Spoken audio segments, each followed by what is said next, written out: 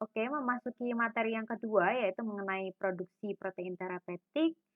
Di sini kalian juga sudah bisa lihat alurnya, bahwa yang pertama kali dilakukan adalah cloning gen. Kalau kalian masih mengingat waktu praktikum biologi molekuler, nah di sini kita akan menginsersikan gen dari protein yang akan kita produksi ke dalam plasmid. Kemudian, kalau sudah kita lakukan overproduksi, yaitu kita kultur pada sel, ini yang waktu praktikum kalian lakukan itu, jadi supaya didapatkan protein yang banyak. Kemudian kita lakukan isolasi dan juga purifikasi. Nah ini tapi kemarin kalian tidak melakukan praktikum, jadi hanya isolasi saja. Untuk nanti saya akan menjelaskan tahap apa saja yang bisa dilakukan saat purifikasi. Setelah kita mendapatkan protein yang murni, itu kita lakukan formulasi. Formulasinya ini ya terserah tadi tujuannya mau sediaan apa, bisa intravena, kemudian oral seperti itu. Dan tak lupa pula di setiap prosesnya ini ada in process control ya. Jadi untuk mengecek apakah benar tahapnya ini sudah dilaksanakan seperti yang direncanakan dan juga apakah hasilnya sudah sesuai dengan spek yang diinginkan. Nah, terutama waktu purifikasi sama formulasi ini ilmu farmasinya kepake banget. Kalau yang di overproduksi dan cloning gen ini ilmu biomolnya.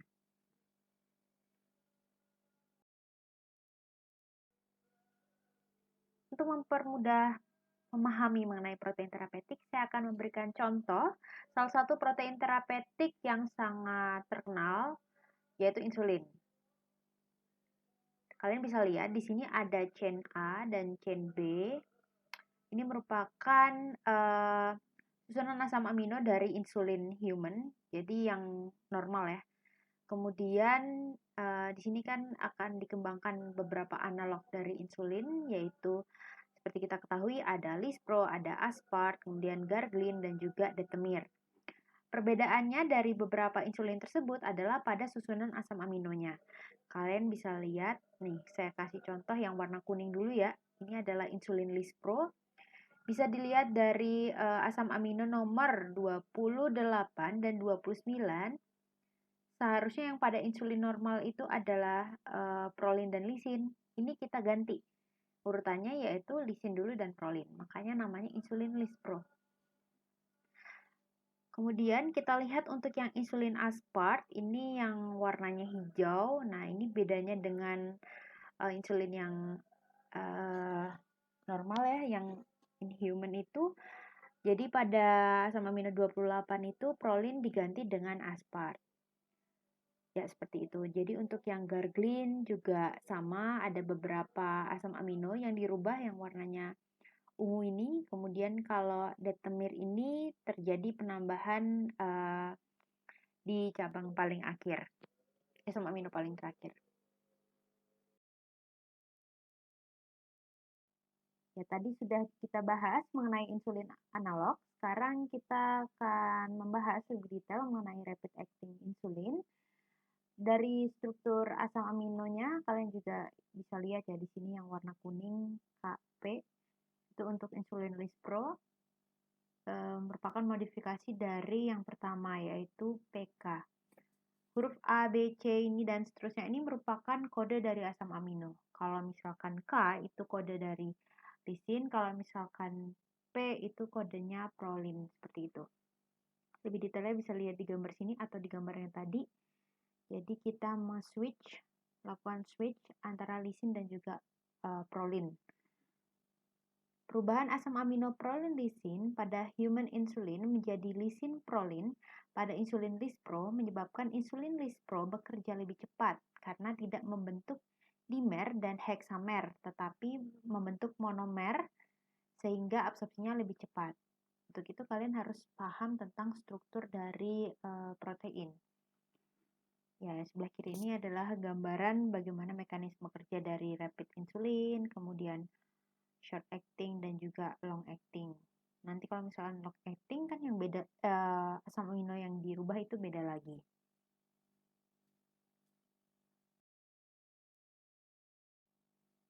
Karena tadi berhubung kita bahas tentang insulin, maka di sini kita coba melakukan cloning untuk DNA atau gen insulin. Secara umum, tahap cloning bisa dilihat di gambaran sebelah kanan. Yang pertama adalah pemotongan DNA dengan enzim restriksi yang kemudian setelah dipotong akan diligasikan DNA dengan plasmid. Ligasi itu artinya disambungkan kembali. Dan yang terakhir ditransformasikan ke dalam sel. Maksudnya apa? Kita bisa lihat di gambar yang bawah.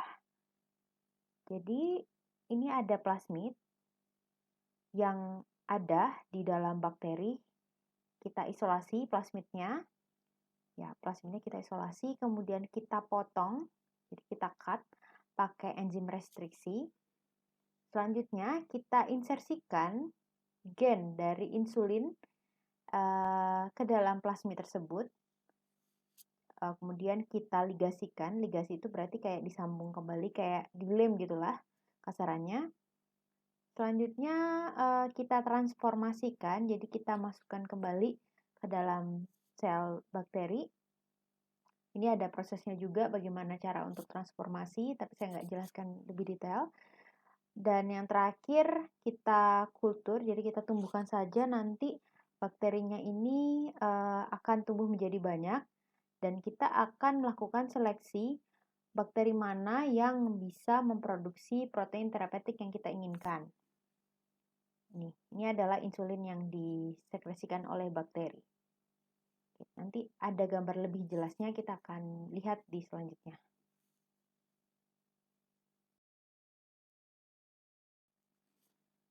Sekilas mengenai plasmid, jadi plasmid ini ditemukan di sel bakteri yang merupakan prokariot.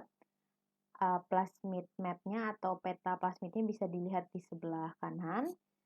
Jadi kita bisa menginsersikan gen, kemudian ada juga gen yang resisten terhadap antibiotik dan beberapa marker.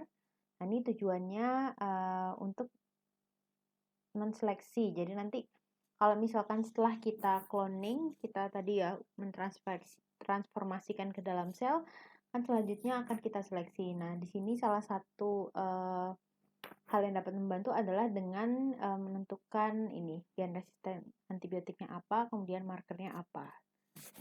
Tapi saya nggak jelasin lebih detail tentang itu karena bahasan kita juga masih banyak. Mungkin kalau penasaran bisa belajar sendiri ya. DNA-nya ini, plasmid DNA-nya ini berbentuk lingkaran. Maksud saya plasmidnya, kok DNA-nya. Plasmidnya ini berbentuk lingkaran, dapat bereplikasi sendiri di dalam sel dan juga dapat disisipi oleh DNA asing. Ya, kita sudah ada gambaran mengenai plasmid.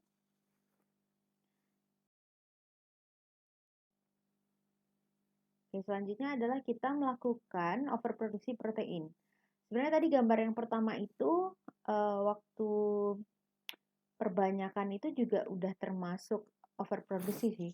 Jadi tapi di sini saya akan jelasin lebih detailnya lagi. Nah, untuk produksi protein kita butuh memilih sel inang atau host yang sesuai. Untuk jenis sel inangnya ini ada insek, ada bakterial, ada yeast dan juga mammalian. Kalau setahu saya misalkan kayak produksi erythropoietin itu bisa pakai sel mammalian yang namanya Chinese hamster ovary cell, jadi CHO cell kalau disingkat. Dan sel-sel yang kita pilih ini kita harus tahu sifatnya. Secara umum, sel itu dibagi jadi dua sifatnya. Yang pertama adalah sel aderen, nempel di bawah. Jadi untuk nempel di wadah itu butuh substrat. Kemudian ada juga suspension cell, yaitu nggak butuh substrat dan dia melayang aja sudah hidup. Kalau misalkan sel aderen, misalkan substratnya kurang atau area buat numbuhnya itu sudah penuh, jadi bisa lepas dari wadahnya itu karena nggak ada yang ditempel ya, kemudian bisa mati atau apoptosis. Kalau misalkan sel suspension nggak masalah karena kan melayang-layang. Jadi kita harus tahu prinsip atau teori mengenai sel inang. Tadi kita sudah belajar mengenai jenis sel, selanjutnya kita akan belajar tentang metode kultur. Metode kultur setiap jenis sel itu beda-beda. Di sini saya mau memperkenalkan untuk alatnya atau tekniknya ya. Yang pertama kita bisa menggunakan bioreaktor, dan yang kedua kita bisa pakai cara manual. Jadi memang ada industri yang memang langsung pakai bioreaktor dan juga ada industri yang pakai manual karena masing-masing memiliki plus minusnya sendiri. Kita bahas yang pertama dari segi kontaminasi. Bayangkan jika kalian melakukan kultur sel di sini, medianya besar, satu batch itu banyak volumenya, dan ternyata tiba-tiba terjadi kontaminasi di kultur sel kalian. Apa yang dilakukan? Otomatis kita harus merelakan semuanya, satu batch tersebut. Berbeda halnya dengan kita melakukan metode manual. Kalau menggunakan manual, maka jika salah satu flasknya ini mengalami kontaminasi, maka kita tidak perlu membuang flask yang masih sehat atau yang tidak mengalami kontaminasi. Jadi kita cukup mendegradasi dari flask yang mengalami kontaminasi saja. Dan kedua dari segi SDM, kalau misalkan bioreaktor ini keunggulannya SDM-nya kita hanya butuh sedikit karena memang sudah langsung alat yang jalan semua. Sedangkan kalau pakai metode manual, ini SDM-nya butuh banyak karena memang semuanya dilakukan secara manual. Misalkan memasukkan media ke dalam flask atau roll bottle, kemudian menambahkan enzim, terus memindahkan dan sebagainya itu dilakukan secara manual. Tapi resiko kontaminasinya lebih rendah. Di sini saya mau memberi contoh. Jadi untuk kultur CHO, CHO itu kan merupakan sel mamalia yang bersifat aderen. Jadi kita kulturnya bisa memakai tiflas. Saya beri contoh. Jadi ini di tiflas itu saya gambar ya. Jadi misalkan ini udah ada substrat, nanti kalau kita tanam dengan sel CHO kita tumbuhkan di sini, di mana sel CHO ini membawa plasmid pengkode gen, misalkan eritropoietin, maka nanti akan tumbuh semakin banyak di sini.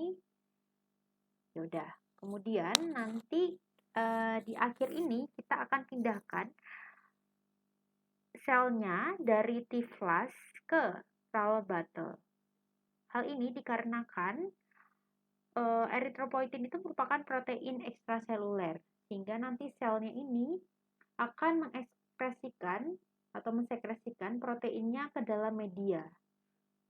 Jadi pertama kita pindah dulu, jadi dari tiflas ini saya kasih enzim tripsin untuk melepas selnya, kemudian selnya lepas, saya pindahkan ke larval bottle, saya nyebutnya.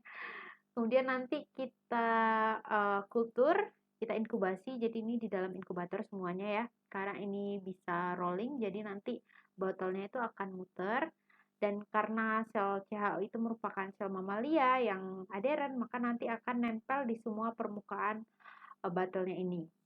Dan kita tunggu sesuai dengan waktunya untuk konfluen atau tumbuh ke semua dindingnya. Nanti kita panen medianya.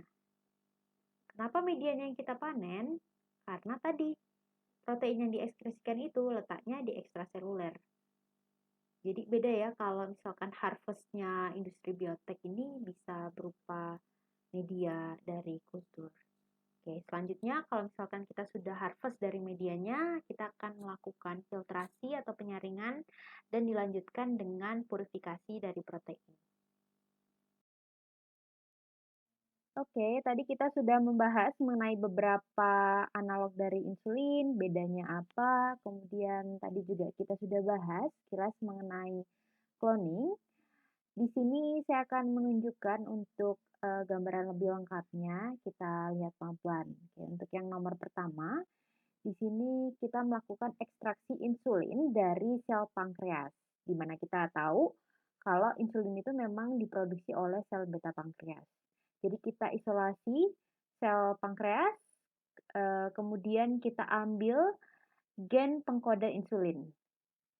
Jadi kalian lihat nih yang warnanya potongan merah ini. Selanjutnya, kita melakukan ekstraksi plasmid dari bakteri dan kita potong dengan enzim restriksi. Ini seperti yang tadi ya, kita udah bahas. Jadi kita ambil plasmidnya dari bakteri, kemudian kita potong sehingga kita bisa melakukan tahap yang nomor 3, yaitu menginsersikan gen pengkode insulin tadi ke dalam plasmid. Ya, nomor 3, insersi gen yang memproduksi insulin ke vektor plasmid untuk membentuk DNA rekombinan.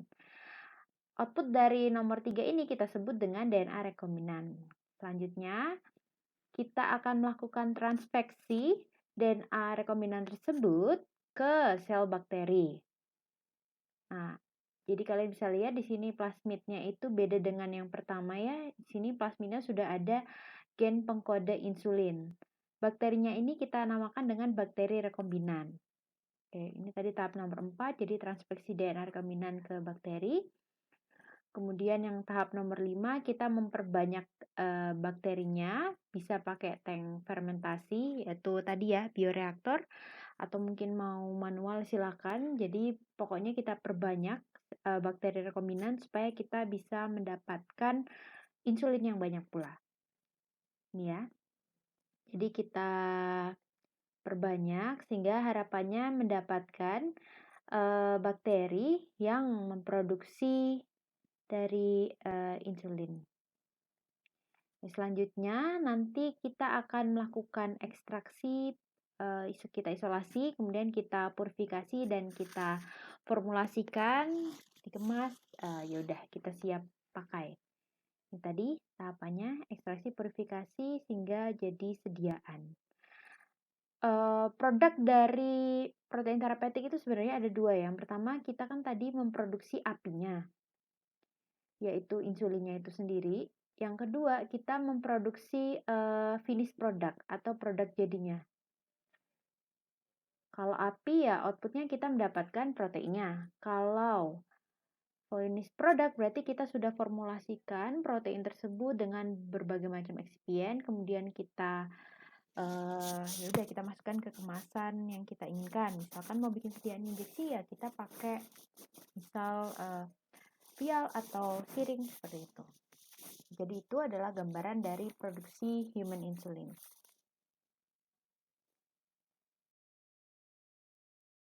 Ya, tadi kita juga sudah tahu bahwa protein terapeutik itu yang kategori 3 adalah protein vaksin. Jadi di sini saya akan menunjukkan sekilas mengenai produksi vaksin hepatitis secara rekombinan. Jadi sebenarnya prinsipnya sama seperti yang tadi ya. Jadi kita mengambil gen yang memproduksi antigen, kemudian kita insersikan ke plasmid, kita dapatkan DNA rekombinan, kemudian kita transfeksikan ke sel, tapi di sini dipakainya adalah Y cell, jadi memang beda-beda ya. Makanya kalian harus tahu apa sih bedanya gitu. Kemudian selanjutnya kita fermentasi, jadi kita perbanyak dan seperti yang tadi kita melakukan ekstraksi, kita purifikasi sehingga didapatkan sediaan dari protein antigen tadi. Yang selanjutnya bisa diformulasikan lebih lanjut untuk jadi kesediaan produk jadi.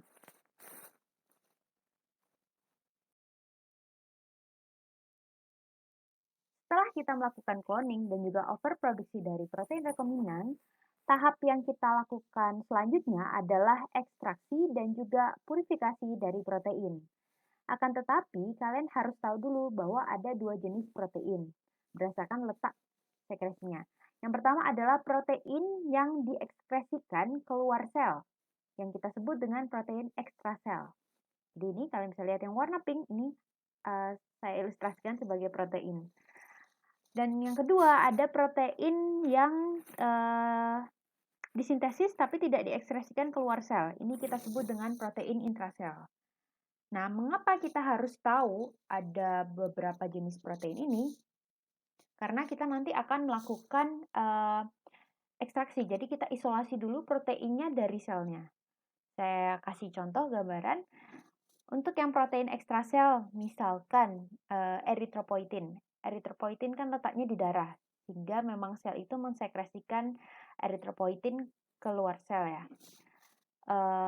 Jadi tahap yang kita lakukan adalah pertama kita memisahkan sel dengan mediumnya. Jadi kalian bayangin tadi kita menumbuhkan sel di suatu, misalkan di Petri atau misalkan tadi di fermentation tank, itu kan ada medianya. Kalau protein ekstraseluler otomatis kan akan dikeluarkan oleh sel tersebut. Nah, dikeluarkan ini kan ada di medianya.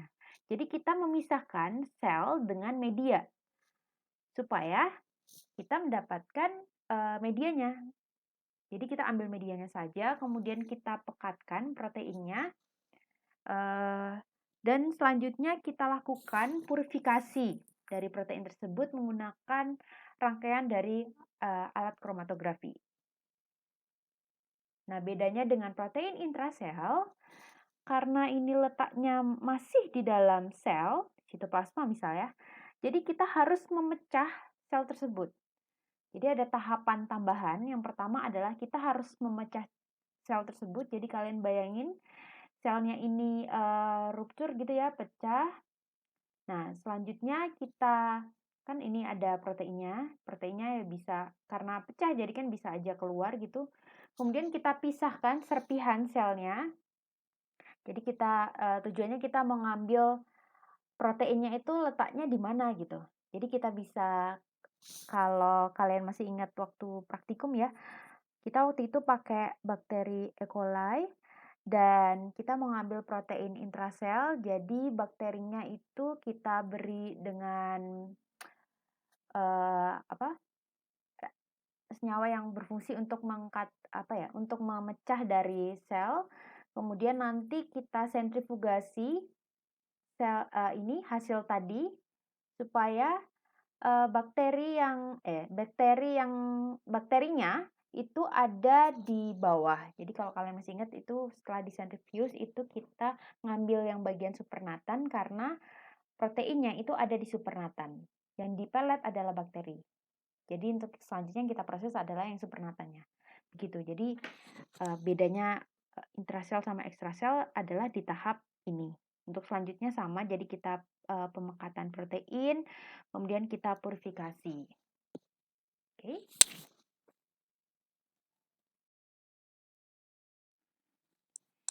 Ya, ada beberapa jenis kromatografi yang dipakai dan tiap protein itu menggunakan berbagai macam jenis ya. Jadi tidak hanya satu dan bisa tidak sama.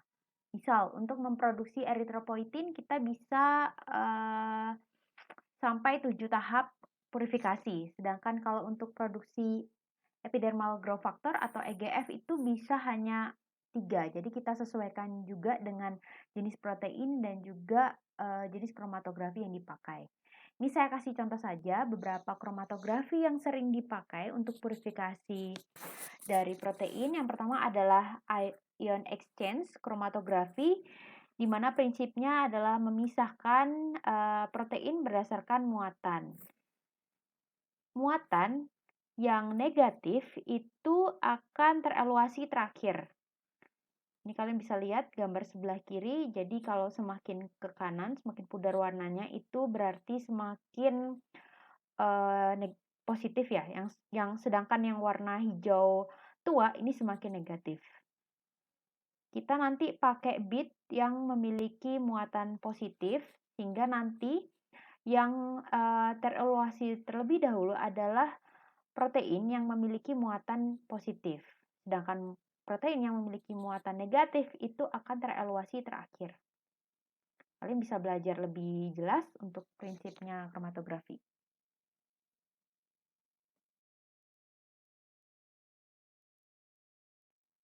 Selanjutnya adalah kromatografi filtrasi gel atau gel filtration chromatography. Kalau kromatografi ini memisahkan protein berdasarkan ukurannya. Jadi nanti pakai bit, kalau yang tadi ada muatannya positif, di sini kita pakai bit yang berpori. Kalau kalian masih ingat, ini mirip seperti SDS page. Ya. Protein yang memiliki ukuran yang lebih besar akan terevaluasi terlebih dahulu. Ini ya, bisa dilihat. Kalau semakin gelap warnanya adalah protein dengan bobot yang semakin besar, ukurannya besar, maka akan tereluasi terlebih dahulu. Sedangkan protein yang ukurannya kecil akan tereluasi di akhir. Seperti itu.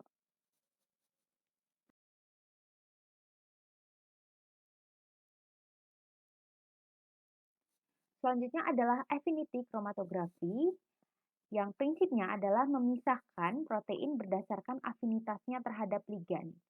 Jadi nanti di sini kita menggunakan ligan. Nanti ini agak susah sih. Jadi nanti mungkin kalian bisa belajar sendiri karena masih banyak yang harus kita bahas. Jadi di sini misalkan kalian lihat ya gambar yang di sini, kita pengennya anggap aja misal yang warna biru ini adalah insulin gitu ya. Insulin.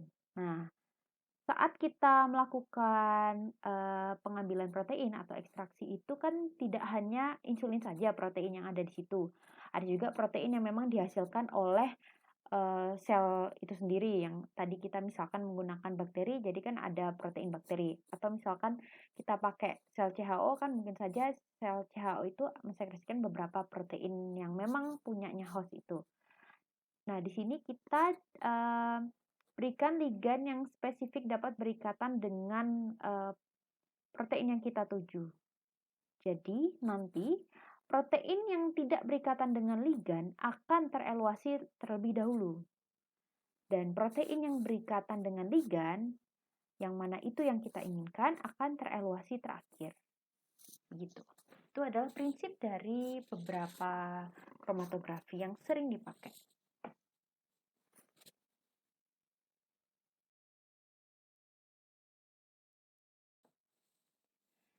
Oke, ini adalah contoh purifikasi protein.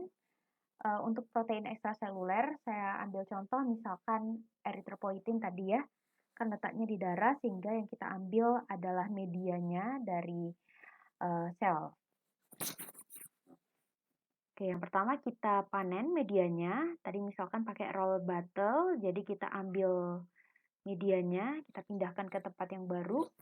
Kemudian sebelum kita purifikasi, kita harus lakukan penyaringan, filtrasi, untuk meminimalisasi adanya pengotor lainnya. Kemudian kita baru melakukan tahap pemurnian.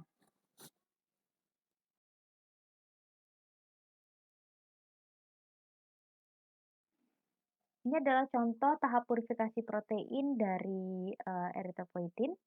Jadi ada sekitar 7 tahap. Yang pertama adalah menggunakan kromatografi dye affinity.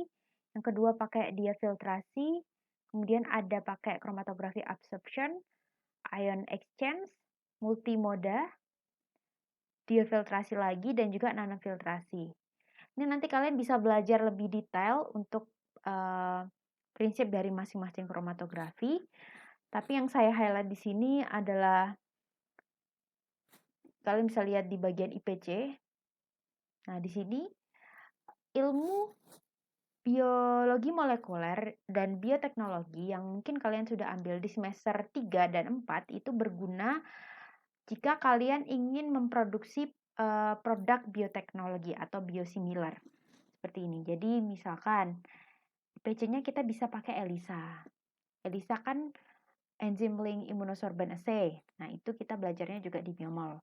Kemudian kita juga bisa melakukan pengukuran kadar protein. Kalau kalian praktikum kemarin kan pakai metode Bradford. Ini juga bisa diaplikasikan di sini. Kemudian ada juga elektroforesis. Kalian juga sudah praktikum. Kemudian ada pengukuran endotoksin. Kalau endotoksin ini ada di kuliah steril ya. Kemudian ada isoelectrin focusing, sepertinya kita belum pernah ada praktikum itu. Dan juga ya kisaran itulah ya, ini IPC standar yang bisa diuji. Jadi setiap tahap kromatografi kita harus melakukan in-process control, pengujian mutu. Kalau oke, maka kita lanjutkan ke tahap selanjutnya untuk purifikasi. Dan yang terakhir, kan sudah jadi active pharmaceutical ingredients, misal tadi berupa eritropoietin. Nah, langkah selanjutnya adalah kita harus melakukan uji aktivitas biologi atau bioassay test. Bedanya dengan, produksi obat kimia biasa ya, kalau obat kimia biasa kan tidak melakukan uji aktivitas biologi. Nah, kalau protein terapeutik kita harus melakukan uji aktivitas biologi untuk menentukan dosis yang akan kita, gunakan saat memproduksi formulasi. Jadi nanti bisa tiap batch itu bisa beda-beda dosisnya, maksudnya dosis yang dipakai berapa banyak itu bisa beda, tapi untuk, apa ya, kesetaraannya tetap sama. Nah, ya. Eee, ya gitulah. Jadi intinya kita, pengen nanti tiap batch itu efektivitasnya sama meskipun nanti dosisnya agak beda, berdasarkan hasil uji aktivitas biologi, seperti itu. Nah, ini kalau aktivitas biologi bisa ke hewan, misalkan ini pakai tikus atau pakai mencit, nah kita sesuaikan. Contoh uji aktivitas biologi adalah misal kalau eritropoietin berarti kita akan mengukur kadar red blood cell-nya atau eritrosit. Jadi nanti kita injeksikan, kemudian kita tunggu misalkan 2 minggu atau saya nggak tahu untuk berapa lamanya. Jadi misalkan kita injeksikan, kemudian kita lihat beberapa hari selanjutnya apakah jumlah sel darah merahnya itu meningkat dibandingkan yang tidak pakai, seperti itu.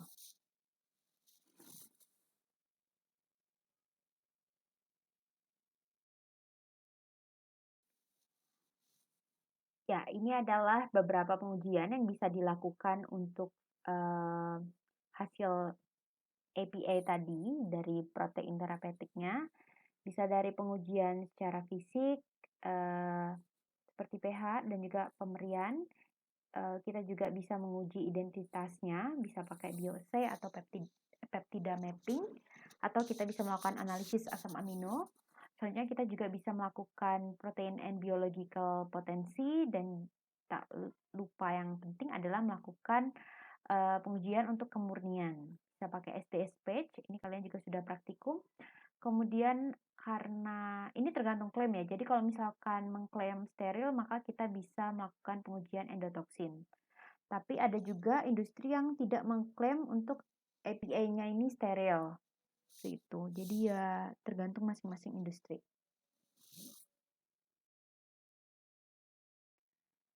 Baik, yang selanjutnya kita akan masuk ke formulasi sediaan protein terapeutik. Sebenarnya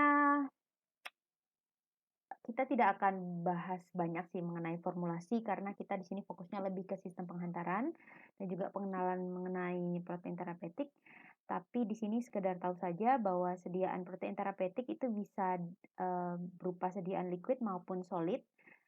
Di sini ada plus minusnya. Jadi kalau misalkan liquid itu stabilitasnya rendah dibandingkan sediaan solid. Kita bisa membuat protein terapeutik tadi dalam bentuk solid, jadi kita bisa melakukan lyofilisasi.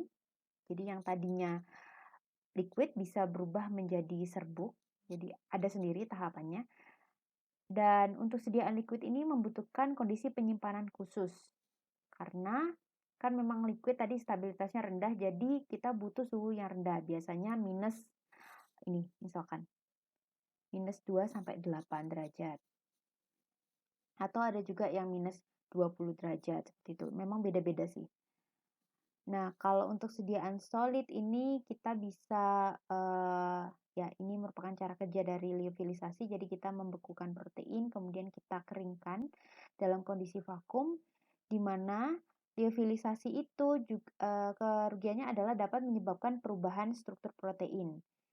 Sehingga kita butuh menambahkan cytoprotector, misalkan albumin atau senyawa poliol. Ini contoh produknya yaitu lyofilisasi ya. Untuk penyimpanannya ini memang kita harus sesuai. Berikut adalah beberapa kemasan untuk sediaan steril protein terapeutik.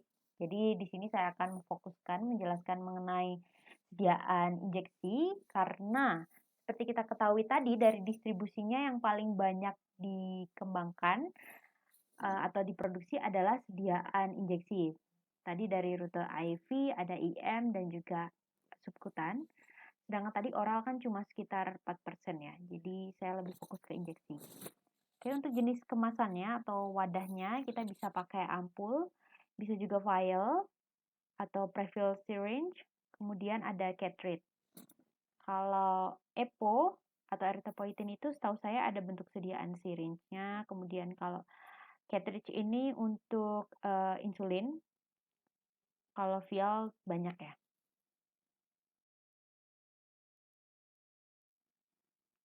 Untuk formulasinya, tahapannya pertama kita melakukan formulasi, kemudian setelah kita sudah campur ya beberapa bahan, baik dari protein terapeutik plus excipientnya, kemudian kita melakukan filling, jadi kita masukkan ke dalam kemasan yang kita inginkan, misalkan pakai prefill syringe ya, itu kita masukkan ke dalam situ, kemudian kita tutup pelungernya, kemudian kita lakukan inspeksi visual, dan yang terakhir kita kemas.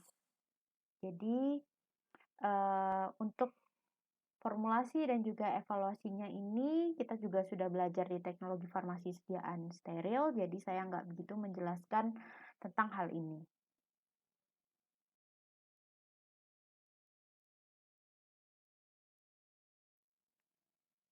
Oke, berikut adalah beberapa evaluasi yang bisa kita lakukan untuk menjamin mutu dari produk jadi injeksi protein atau peptida terapeutik.